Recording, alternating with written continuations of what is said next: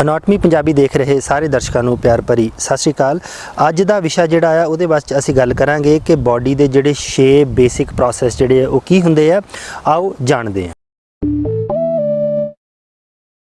Life ਦਾ ਪਹਿਲਾ ਜਿਹੜਾ process ਹੈ ਉਸ ਨੂੰ ਅਸੀਂ ਮੈਟਾਬੋਲਿਜ਼ਮ ਕਹਿੰਦੇ ਹਾਂ। ਮੈਟਾਬੋਲਿਜ਼ਮ ਦੇ ਵਿੱਚ ਜਿੰਨੀ ਵੀ ਬਾਡੀ ਦੇ ਵਿੱਚ ਜਿੰਨੀਆਂ ਵੀ ਫਿਜ਼ੀਓਲੋਜੀਕਲ ਪ੍ਰੋਸੈਸ ਜਿਹੜੇ ਉਹ ਚੱਲਦੇ ਆ ਉਹਨਾਂ ਨੂੰ ਅਸੀਂ ਮੈਟਾਬੋਲਿਜ਼ਮ ਕਹਿੰਦੇ ਹੈਗੇ ਆ।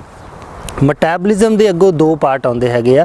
ਪਹਿਲਾ ਪਾਰਟ ਜਿਹੜਾ ਆ ਉਸ ਨੂੰ ਅਨੈਬੋਲਿਜ਼ਮ ਕਹਿੰਦੇ ਆ ਤੇ ਫਿਰ ਕਟੈਬੋਲਿਜ਼ਮ ਕਹਿੰਦੇ ਆ। ਸੋ ਹੁਣ ਕਟੈਬੋਲਿਜ਼ਮ ਤੇ ਅਨੈਬੋਲਿਜ਼ਮ ਦੇ ਵਿੱਚ ਥੋੜਾ ਜਿਹਾ ਫਰਕ ਹੈ। ਜਦੋਂ ਸਾਡੀ ਬਾਡੀ ਕੋਈ ਕਿਸੇ ਵੀ ਅੰਦਰੂਨੀ ਜਦੋਂ ਅਸੀਂ ਕੋਈ ਫੂਡ ਖਾਂਦੇ ਆ, ਜਦੋਂ ਉਹ ਬ੍ਰੇਕ ਡਾਊਨ ਹੁੰਦਾ, ਕੈਮੀਕਲੀ ਬ੍ਰੇਕ ਡਾਊਨ ਹੁੰਦਾ ਆ ਤੇ ਉਹਨੂੰ ਬਾਡੀ ਕੱਟ ਰਹੀ ਹੈਗੀ ਆ। ਹੁਣ ਕਈ ਤਰ੍ਹਾਂ ਦੇ ਡਾਈਜੈਸਟਿਵ ਐਂਜ਼ਾਈਮਸ ਬਾਡੀ ਬਣਾਉਂਦੀ ਹੈ ਜਿਹੜੇ ਉਹਨੂੰ ਕੱਟਣ ਦੇ ਵਿੱਚ ਮਦਦ ਕਰਦੇ ਹੈਗੇ ਆ।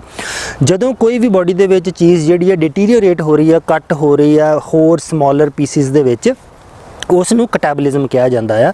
ਸੋ ਜਦੋਂ ਬਾਡੀ ਜਿਹੜੀ ਆ ਉਸੇ ਚੀਜ਼ ਨੂੰ ਰਿਪੇਅਰ ਕਰ ਰਹੀ ਹੁੰਦੀ ਹੈਗੀ ਆ ਜਾਂ ਉਸ ਨੂੰ ਬਣਾ ਰਹੀ ਹੈ ਤੇ ਉਸ ਨੂੰ ਅਨੈਬੋਲਿਜ਼ਮ ਕਿਹਾ ਜਾਂਦਾ ਹੈਗਾ। ਅਨੈਬੋਲਿਜ਼ਮ ਦੇ ਵਿੱਚ ਜਿਹੜਾ ਆ ਜਦੋਂ ਅਸੀਂ ਗੱਲ ਕਰਦੇ ਹੈਗੇ ਆ ਤਾਂ ਉਹ ਜਦੋਂ ਫੋਰ ਐਗਜ਼ਾਮਪਲ ਦੇ ਤੌਰ ਦੇ ਉੱਤੇ ਇੱਕ ਬੰਦਾ ਹੈਗਾ ਆ ਜਿਹੜਾ ਕਿ ਐਕਸਰਸਾਈਜ਼ ਕਰ ਰਿਹਾ ਆ, ਰੋਜ਼ ਐਕਸਰਸਾਈਜ਼ ਕਰਦਾ ਆ ਐਂਡ ਉਹਦੇ ਜਿਹੜੇ ਆ ਤੁਸੀਂ ਦੇਖਿਆ ਹੋਣਾ ਕਿ ਜਦੋਂ ਤੁਸੀਂ ਵੀ ਐਕਸਰਸਾਈਜ਼ ਕਰਦੇ ਹੋ ਤੇ ਅਗਲੇ ਦਿਨ ਤੁਹਾਡੇ ਜਿਹੜੇ ਆ ਡੌਲੇ ਉਹ ਦੁਖਣੇ ਸ਼ੁਰੂ ਹੋ ਜਾਂਦੇ ਹੈਗੇ ਆ।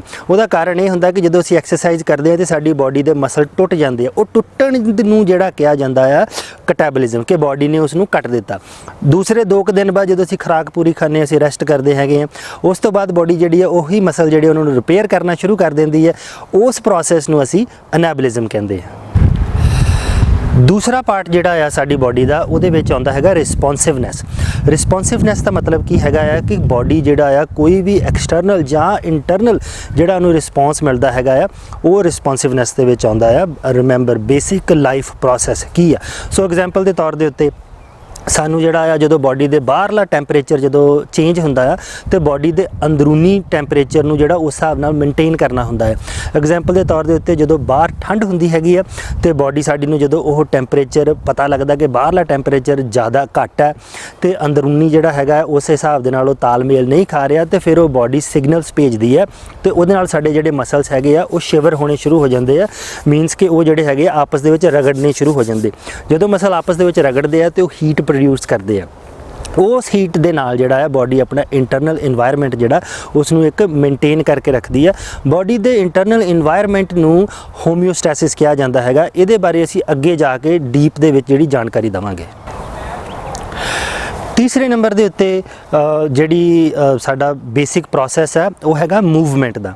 ਮੂਵਮੈਂਟ ਦੇ ਵਿੱਚ ਬਾਡੀ ਦੇ ਵਿੱਚ ਕੋਈ ਵੀ ਜਿਹੜੀ ਮੂਵਮੈਂਟ ਹੁੰਦੀ ਹੈਗੀ ਭਾਵੇਂ ਉਹ ਐਕਸਟਰਨਲ ਹੈ ਚਾਹੇ ਉਹ ਇੰਟਰਨਲ ਹੈ, ਉਹ ਇੱਕ ਬਾਡੀ ਦਾ ਜਿਹੜਾ ਇੱਕ ਬੇਸਿਕ ਲਾਈਫ ਪ੍ਰੋਸੈਸ ਜਿਹੜਾ ਆ ਉਹਦੇ ਵਿੱਚ ਕਿਹਾ ਜਾਂਦਾ। ਫੋਰ ਐਗਜ਼ਾਮਪਲ ਦੇ ਤੌਰ ਦੇ ਉੱਤੇ ਮੈਂ ਹੁਣੇ 4 ਕਦਮ ਪਿੱਛੋਂ ਜਿਹੜਾ ਅੱਗੇ ਚੱਲ ਕੇ ਆਇਆ, ਮੇਰੀ ਲੱਤਾਂ ਨੇ ਜਿਹੜੀਆਂ ਮੂਵਮੈਂਟ ਕੀਤੀ, ਮਸਲਸ ਨੇ ਮੂਵਮੈਂਟ ਕੀਤੀ, ਉਹਦੇ ਤੋਂ ਪਿੱਛੋਂ ਕੀ ਹੋਇਆ ਹੈਗਾ ਕਿ ਪਿੱਛੋਂ ਨਰਵ ਸੈੱਲ ਦੇ ਵੱਲੋਂ ਸੰਕੇਤ ਆਇਆ ਮੇਰੇ ਬ੍ਰੇਨ ਦੇ ਵੱਲੋਂ ਕਿ ਮੈਂ ਮੂਵ ਹੋਣਾ। ਸੋ ਉਹ ਜਦੋਂ ਮੈਂ ਮੂਵ ਕੀਤਾ ਦੈਟਸ ਅ ਮੂਵਮੈਂਟ। ਸੋ ਇੱਕ ਤਾਂ ਹੈਗੀ ਐਕਸਟਰਨਲ ਮੂਵਮੈਂਟ। ਇੰਟਰਨਲ ਮੂਵਮੈਂਟ ਜਦੋਂ ਅਸੀਂ ਕੁਝ ਖਾ ਰਹੇ ਹਾਂ, ਸਾਡੀ ਬਾਡੀ ਦੇ ਅੰਦਰ ਫੂਡ ਅੰਦਰ ਜਦੋਂ ਜਾ ਰਿਹਾ ਹੈਗਾ ਤੇ ਉਹ ਇੱਕ ਤੋਂ ਦੂਸਰੇ ਆਰਗਨ ਦੇ ਵਿੱਚ ਜਦੋਂ ਮੂਵ ਹੁੰਦਾ ਉਹਨੂੰ ਵੀ ਮੂਵਮੈਂਟ ਕਿਹਾ ਜਾਂਦਾ ਹੈ। ਸੋ ਇਹ ਜਿਹੜੀਆਂ ਆ ਮੂਵਮੈਂਟ ਦੇ ਅੰਡਰ ਆਉਂਦੀਆਂ। ਬਾਡੀ ਦਾ ਬੇਸਿਕ ਪ੍ਰੋਸੈਸ ਦੇ ਵਿੱਚ ਹੁਣ ਅਸੀਂ ਗੱਲ ਕਰਦੇ ਹੈਗੇ ਆ ਗਰੋਥ ਦੀ। ਗਰੋਥ ਦਾ ਮਤਲਬ ਇਹ ਹੁੰਦਾ ਹੈਗਾ ਹੈ ਕਿ ਜਿਹੜਾ ਇੱਕ ਵੀ ਸਾਡੀ ਬਾਡੀ ਦੇ ਵਿੱਚ ਕਿਸੇ ਤਰ੍ਹਾਂ ਦੀ ਗਰੋਥ ਹੁੰਦੀ ਹੈਗੀ ਹੈ। ਸੋ ਫੋਰ ਐਗਜ਼ਾਮਪਲ ਦੇ ਤੌਰ ਦੇ ਉੱਤੇ ਨਵੇਂ ਸੈੱਲ ਬਣਦੇ ਆ, ਨਿਓਪਲਾਜ਼ਮਾ ਜਿਹਨੂੰ ਕਿਹਾ ਜਾਂਦਾ ਹੈਗਾ। ਸੋ ਉਹਦੇ ਵਿੱਚ ਜਿਹੜੀ ਹੈ ਇੱਕ ਨਵੇਂ ਸੈੱਲ ਜਿਹੜੇ ਆ ਚਾਹੇ ਉਹ ਬਣ ਰਹੇ ਆ, ਉਹਦੇ ਡਿਵੀਜ਼ਨ ਹੋ ਕੇ ਉਹਨਾਂ ਦਾ ਸਾਈਜ਼ ਜਾਂ ਵੱਧ ਰਿਹਾ ਹੈਗਾ ਜਾਂ ਉਹਨਾਂ ਦਾ ਆਕਾਰ ਵੱਧ ਰਿਹਾ ਹੈਗਾ, ਉਹ ਸਾਰੇ ਦਾ ਸਾਰਾ ਜਿਹੜਾ ਹੈਗਾ ਗਰੋਥ ਦੇ ਵਿੱਚ ਆਉਂਦਾ। ਹੋਰ ਐਗਜ਼ਾਮਪਲ ਦੇ ਵਿੱਚ ਜਿਵੇਂ ਸਾਡੀਆਂ ਬਾਡੀ ਦੇ ਵਿੱਚ ਹੱਡੀਆਂ ਗਰੋ ਕਰਦੀਆਂ, ਕੈਲਸ਼ੀਅਮ ਜਿਹੜਾ ਸਾਡੀ ਬਾਡੀ ਦੇ ਅੰਦਰ ਡਿਪੋਜ਼ਿਟ ਹੁੰਦਾ ਤੇ ਉਹਦੇ ਨਾਲ ਕੀ ਹੈ ਕਿ ਹੱਡੀਆਂ ਜਿਹੜੀਆਂ ਗਰੋ ਹੋ ਰਹੀਆਂ। ਇਹ ਜਿਹੜਾ ਇੱਕ ਪ੍ਰੋਸੈਸ ਜਿਹੜਾ ਉਹ ਸਾਡਾ ਗਰੋਥ ਦਾ ਹੈ। ਬੇਸਿਕ ਪ੍ਰੋਸੈਸ ਦੇ ਵਿੱਚ ਹੁਣ ਅਸੀਂ ਗੱਲ ਕਰਦੇ ਹੈਗੇ ਆਪਣੇ ਨੈਕਸਟ ਸਟੈਪ ਦੀ। ਉਹਦਾ ਨਾਮ ਹੈਗਾ ਡਿਫਰੈਂਸ਼ੀਏਸ਼ਨ। ਡਿਫਰੈਂਸ਼ੀਏਸ਼ਨ ਜਿਵੇਂ ਕਿ ਵਰਡ ਤੋਂ ਹੀ ਪਤਾ ਲੱਗਦਾ ਹੈ ਕਿ ਜਿਹੜੀ ਚੀਜ਼ ਕੋਈ ਡਿਫਰੈਂਟ ਹੋ ਰਹੀ ਹੋਵੇ। ਸਾਡੀ ਬਾਡੀ ਦੇ ਵਿੱਚ ਜਿਵੇਂ ਕਿ ਇੱਕ ਸੈੱਲ ਤੋਂ ਦੂਸਰੇ ਪੈਸੀਫਿਕ ਸੈੱਲ ਬਣਦੇ ਹੈਗੇ ਆ, ਉਸ ਨੂੰ ਡਿਫਰੈਂਸ਼ੀਏਸ਼ਨ ਕਿਹਾ ਜਾਂਦਾ। ਐਗਜ਼ਾਮਪਲ ਦੇ ਤੌਰ ਦੇ ਉੱਤੇ ਜਿਹੜੀ ਸਾਡੀ ਬਾਡੀ ਦੇ ਵਿੱਚ ਬੋਨ ਮੈਰੋ ਦੇ ਵਿੱਚ ਜਿਹੜੇ ਸੈੱਲ ਬਣਦੇ ਹੈਗੇ ਆ, ਉਹ ਸਾਰੇ ਸੈੱਲ ਜਿਹੜੇ ਉਹ ਇੱਕੋ ਵਰਗੇ ਹੁੰਦੇ ਆ, ਪਰ ਜਿਵੇਂ ਜਿਵੇਂ ਸਾਡੀ ਬਾਡੀ ਜਿਹੜੀ ਆ ਉਹ ਵੱਧਦੀ ਜਾਂਦੀ ਹੈ ਜਾਂ ਜਿਵੇਂ ਜਿਵੇਂ ਉਹਨੂੰ ਸੈੱਲ ਜਿਹੜੇ ਚਾਹੀਦੇ ਆ, ਉਹ ਆਟੋਮੈਟਿਕਲੀ ਦੂਸਰੇ ਸੈੱਲਾਂ ਦੇ ਵਿੱਚ ਜਿਹੜੇ ਰੂਪ ਧਾਰਨ ਕਰਦੇ ਰਹਿੰਦੇ ਆ। ਐਗਜ਼ਾਮਪਲ ਦੇ ਤੌਰ ਦੇ ਉੱਤੇ ਜਿਵੇਂ ਕੋਈ ਇੱਕ ਸੈੱਲ ਹੈਗਾ ਆ, ਉਹ ਵਾਈਟ ਬਲੱਡ ਸੈੱਲ ਹੈ, ਚਾਹੇ ਉਹ ਰੈੱਡ ਬਲੱਡ ਸੈੱਲ ਹੈ, ਪਰ ਨਿਕਲਣੇ ਸਾਰੇ ਦੇ ਸਾਰੇ ਉਹ ਸਟੈਮ ਸੈੱਲਸ ਦੇ ਵਿੱਚੋਂ ਹੀ ਆ। ਅਨਦਰ ਐਗਜ਼ਾਮਪਲ ਜਿਹੜੀ ਹੈ ਸਾਡੀ ਡਿਫਰੈਂਸ਼ੀਏਸ਼ਨ ਦੀ, ਉਹ ਇਹ ਆਉਂਦੀ ਹੈ ਕਿ ਜਦੋਂ ਬੱਚਾ ਇੱਕ ਹੁੰਦਾ ਹੈਗਾ, ਉਹ ਇੱਕ ਛੋਟਾ ਜਿਹੜਾ ਜਿਹਨੂੰ ਓਵਮ ਕਿਹਾ ਜਾਂਦਾ, ਓਵਮ ਤੋਂ ਹੀ ਮੁੜ ਕੇ ਉਹਦੇ ਸੈੱਲ ਚੇਂਜ ਹੁੰਦੇ ਹੈਗੇ, ਡਿਫਰੈਂਸ਼ੀਏਟ ਹੁੰਦੇ ਆ। ਓਵਮ ਤੋਂ ਜਿਹੜਾ ਫਿਰ ਉਹ ਐਂਬਰੀਓ ਬਣਦਾ, ਐਂਬਰੀਓ ਤੋਂ ਅੱਗੇ ਫਿਰ ਉਹ ਬੱਚਾ ਬਣਦਾ, ਫਿਰ ਉਹ ਤੋਂ ਬਾਅਦ ਦੇ ਵਿੱਚ ਫਿਰ ਅਡਲਟ ਹੁੰਦਾ ਹੈ। ਸੋ ਇਹ ਸਾਰੇ ਪ੍ਰੋਸੈਸ ਜਿਹੜੇ ਆ, ਇਸ ਨੂੰ ਡਿਫਰੈਂਸ਼ੀਏਸ਼ਨ ਕਿਹਾ ਜਾਂਦਾ। ਛੇਵਾਂ ਤੇ ਲਾਸਟ ਬੇਸਿਕ ਪ੍ਰੋਸੈਸ ਬਾਡੀ ਦਾ ਹੈ ਰੀਪਰੋਡਕਸ਼ਨ। ਰੀਪਰੋਡਕਸ਼ਨ ਦਾ ਮਤਲਬ ਕੀ ਹੈ ਕਿ ਜਦੋਂ ਬਾਡੀ ਦੇ ਵਿੱਚ ਚਾਹੇ ਸੈੱਲ ਨਵੇਂ ਬਣ ਰਹੇ ਆ, ਰੀਪਰੋਡਿਊਸ ਹੋ ਰਹੇ ਹੈਗੇ ਆ। ਸਾਡੀ ਬਾਡੀ ਦੇ ਵਿੱਚ ਸ਼ੁਰੂ ਤੋਂ ਲੈ ਕੇ ਲਾਸਟ ਤੱਕ ਜਿਹੜੇ ਆ ਉਹ ਇਸੇ ਤਰੀਕੇ ਨਾਲ ਰੀਪਰੋਡਕਸ਼ਨ ਜਿਹੜੀ ਆ ਉਹ ਚੱਲਦੀ ਰਹਿੰਦੀ ਆ। ਜਦੋਂ ਸਾਡੀ ਬਾਡੀ ਦੇ ਵਿੱਚ ਰੀਪਰੋਡਕਸ਼ਨ ਜਿਹੜੀ ਆ ਉਹ ਘਟ ਜਾਂਦੀ ਆ ਜਾਂ ਖਤਮ ਹੋ ਜਾਂਦੀ ਆ, ਤੇ ਉਸ ਟਾਈਮ ਸੈੱਲਸ ਦੀ ਜਿਹੜੀ ਆ ਉਹ ਡੈਥ ਹੋਣੀ ਸ਼ੁਰੂ ਹੋ ਜਾਂਦੀ ਹੈਗੀ ਆ, ਜਿਹਨੂੰ ਕਿ ਸੈੱਲ ਨੈਕਰੋਸਿਸ ਕਿਹਾ ਜਾਂਦਾ। ਉਹ ਅਸੀਂ ਅੱਗੇ ਜਾ ਕੇ ਜਾਣਕਾਰੀ ਤੁਹਾਨੂੰ ਦੇਵਾਂਗੇ ਕਿ ਉਹ ਕੀ ਹੁੰਦਾ। ਕਲੀਨਿਕਲੀ ਤੌਰ ਦੇ ਉੱਤੇ ਜਦੋਂ ਕਿਸੇ ਬੰਦੇ ਦਾ ਸਾਹ ਫॉर ਐਗਜ਼ਾਮਪਲ ਰੁਕ ਜਾਂਦਾ ਹੈ, ਜਾਂ ਬ੍ਰੇਨ ਜਿਹੜਾ ਰੁਕ ਜਾਂਦਾ ਹੈ, ਜਾਂ ਹਾਰਟ ਜਿਹੜਾ ਧੜਕਣ ਜਿਹੜੀ ਉਹ ਰੁਕ ਜਾਂਦੀ ਹੈ, ਤੇ ਉਸ ਨੂੰ ਕਲੀਨਿਕਲੀ ਡੈਥ ਕਿਹਾ ਜਾਂਦਾ ਹੈ।